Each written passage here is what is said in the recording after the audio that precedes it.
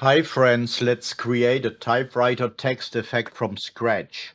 Go to the effects library, and for this example we choose a generator that generates a paper background for us. You can of course choose whatever background you want for this, but we go for paper background in this tutorial.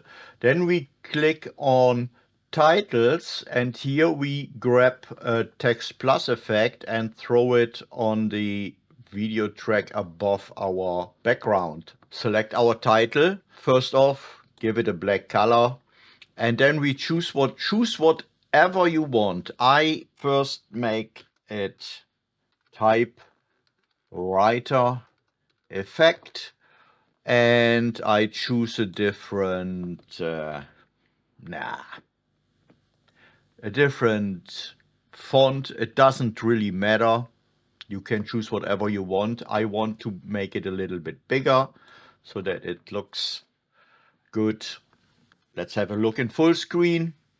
Yeah, that's nice. So the next thing what we want to do is we're going to scroll down until we are at the right on. And you guess already what comes next. We want to animate that. We want to have it typed whilst playing. And there is a very easy way to do that. The first thought is, of course, to use the slider and keyframe everything, but it's much easier when we just right click on the word right on, and then we go to the modify width, and here we choose anim curves. And if you play it now, you see that it automatically created the keyframes for us from start of the animation until the end of the animation. So if we want to have it faster, we shorten our clip, and you will see that it's now typed much faster.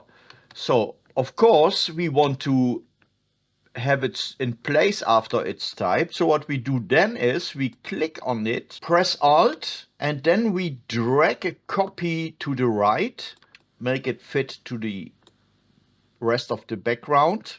And here we scroll down to the right on effect and double click on it to get rid of all the keyframes. So when we go now to the start of our clip, it types.